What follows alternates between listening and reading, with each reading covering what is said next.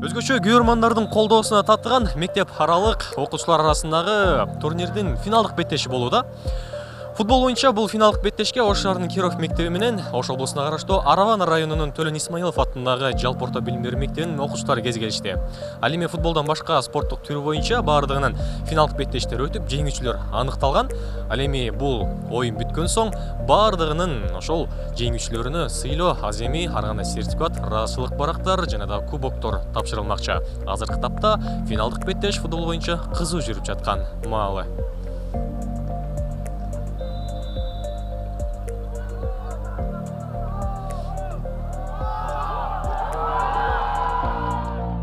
Ош шаарынын командасы тайпасын жеңип чыгып, жарым финалда Ысык көлдү уткан. Ош облусунун командасы жарым финалда Чүй өрөөнүнүн командасын жеңип, финалда беттешүүдө. Oyunda Çuy menен түштүк. Çuy областыны 3-1'ge uttuk.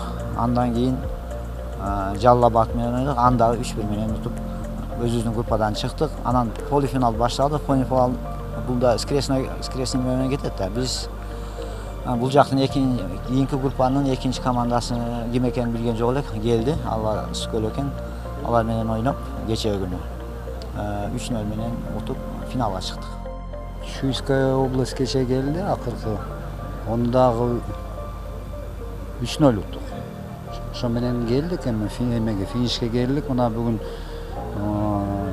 Ошская область деп областтын эмелери келди. Олар алды, биз группада алдык орунду. Эми булар менен чыгабыз азыр. Биринчи орунга биз аракет кылып атабыз.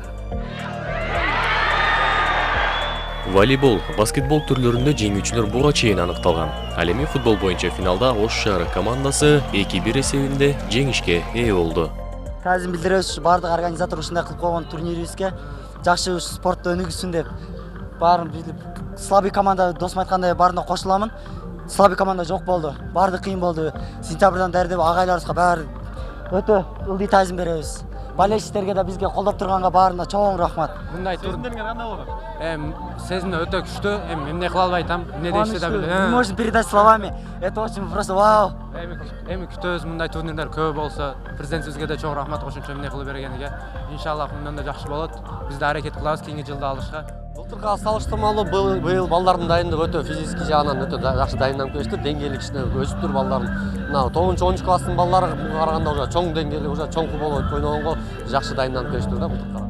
Оюндан кийин баардык жеңүүчүлөрдү сыйлоо аземи өттү. Сыйлоо аземинде президенттин атынан куттуктоо айтылды. Ага маданият, маалымат, спорт жана жаштар саясаты министри Азамат Жаманкулов келип, спортчуларды жеңиш менен куттуктады. Чоң профессионалдык аянтчаларда кыргыздын намысын коргой турган жаш улан кыздар деп бүгүнкү күндө санап атабыз. Анткени мына ушинтип өсүп эртең профессионалдык спортко келишет.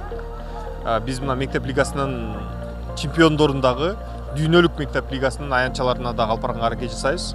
Андан тышкары мында улантуучу долбоорлор катары азыр колледждик лиганы, анан кийин студенттик лиганы киргизип атабыз.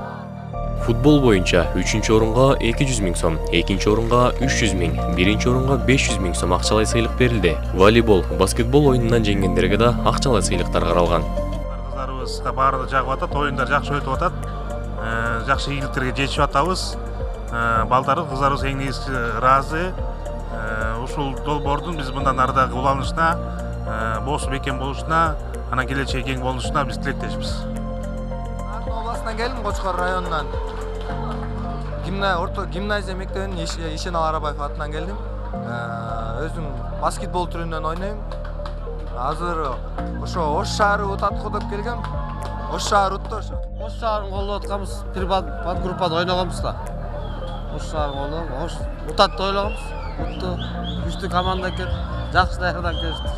Ошол Ош шаары жеңет деп ойлогонбуз, анткени бул биз менен да ойногон ошо күчтүү команда болчу деп ойлогом. Ошо. Ассаламу алейкум, биз Талас областынан келдик. Футболдон келгенбиз биз. Ош шаары деп жеңги күчтүү экенин билгенбиз, күчтүү болчу. Биз ошо группада бир түшкөнбүз да. Жакшы ийгилик дальше. 30 миңден ашык окуучу катышты. 1800гө жакын команда катышты. Муну биз биринчи баягы пилотный программа сыяктуу чыгардык да. Бул жерде футбол, баскетбол, волейбол. Бул баягы инфраструктура бардык жерде бар деп ушул 3 түрдөн чыгардык да. Келаткан жылдары биз улуттук оюндардан кошобуз. Бул жакка интеллектуальный оюндардан кошобуз. И паралимпийский түрдөн дагы ошо кошолу деген оюбуз бар да. Республикалык жалпы мектеп окуучулар арасындагы турнир мына ушундай тарихта жыйынтыкталууда. Эң мыкты деп табылган командалар өзлөрүнүн байгелерин, кубокторун алып, мындай жеңишке жетип аткан учуру. Асылбек Байлиев, Руслан Бараенко, ЛТР, Бишкек.